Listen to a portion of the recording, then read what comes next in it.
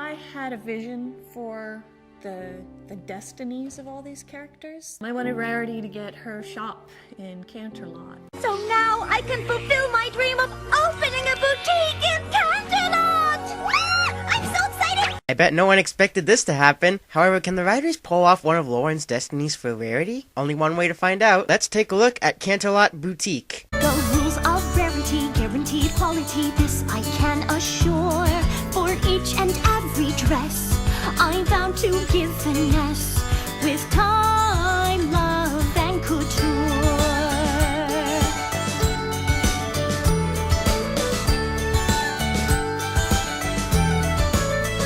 So Rarity finally gets a boutique in Canterlot, and it's nice how they explain she was able to buy the place by making outfits for Sapphire Shores. And even though it's a Rarity episode, at least the main six are all together for a bit to witness her moment, and we're introduced to a new character. Without the help of my new manager, Sassy Saddles!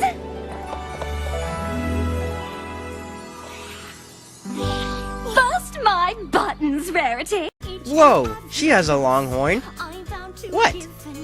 I'm just saying. I mean, mostly unicorns with long horns are either a princess or a shining armor. Also, I think she's been hanging out with Thomas and friends. Bust my buttons! Bust my buffers! Bobbins and bodkins, Rarity! Bubbling oil is good. It's the inner child in me that noticed it. So when Sassy showed me her resume, and I saw that she worked in all of the finest boutiques in Canterlot, I hired her right on the spot. Yeah, at that moment I knew Sassy was going to be the problem of the episode. I mean, usually you get asked questions when you hand out a resume. What kind of Pokemon are you? Well, I am a Torterra. How do you do the things you do? The things I do?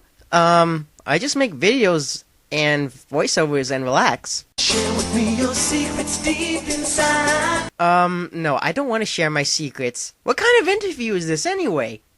So Rarity made dresses based off all the princesses, even Twilight. One of my gowns is inspired by the window in Canterlot Castle commemorating your coronation. That almost looks like Elsa's dress from Frozen. I've taken my latest collection to a whole new level with Rarity's rules of TLC. Ooh, TLC, like tender loving care, right? Judging by this baby, TLC stands for tasty licorice candy. Okay, yeah, that could work, but I've been told it means tender loving care. TLC stands for time, love, and couture. What? You mean every time I made food or something for my family, I always said I made it with TLC? Why you lied to me, Mother? Welcome to the grand opening of Canterlot Carousel!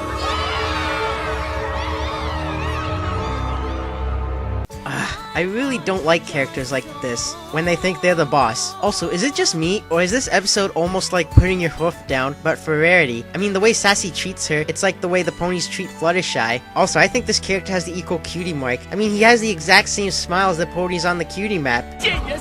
Simply genius! What the heck is up with those big eyes and smile? Fantastic!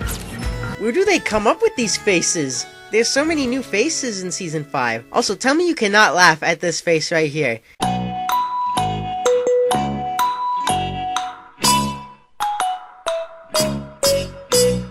If you laughed, then you're like me. If not, then I have a serious problem. And thus we come with the new Rarity song, Rules of Rarity. This is a pretty good song. As soon as I heard the beginning, I liked the song. Although I kind of feel like this song is short. Like, you know how some songs have a long version and a short version? This feels like it's a short version of the song.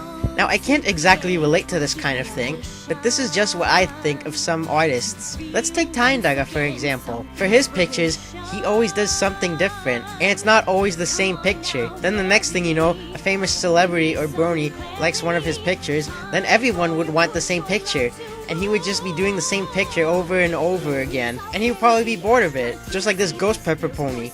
Rarity does a few changes, but she wants it to be exactly like Twilight's. I mean, can you imagine Tyndagger being in the same situation? Alright Ty, we need 100 more pictures of Silverquill, since Silverquill likes the picture you made. So later Rarity finally puts her hoof down just like Fluttershy did near the end of her episode.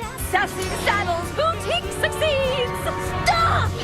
This is not your boutique! And if this is what success in Canterlot looks like, I want no part of it!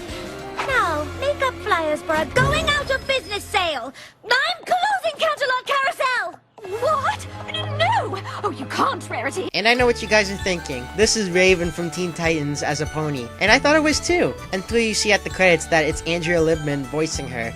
Almost had me convinced there, Andrea. Whoa, this dress makes me feel like a princess. So Sassy learned her lesson on how to properly run a boutique, and Rarity decides to keep her. And that's the end of... Oh my gosh, I fell! What the heck? Do you have the princess dress? What is that? And what kind of cutie mark has their own face on it? Well, that aside, that's the end of Canterlot Boutique. What did I think of the episode? Meh. It was alright. I mean, I was expecting something big from this episode since this is what Rarity always wanted since season 1. And to me, it just feels like putting your hoof down but for Rarity. I mean, sure, the lesson is good and a bit different about making the same thing over and over again, but to me, it's just meh. Like a normal episode, not too big, but not too bad either. At least that's the way I see it. I'm Tara Hook, and I will see you all next time. The rules of Rarity, extra TLC, this feels more sublime. Soon now they will see how good these can be with a little extra shine. The rules of Rarity guarantee quality, all can see it's true. These new gems add such flair, their beauty can't compare. This old style suddenly gleams anew.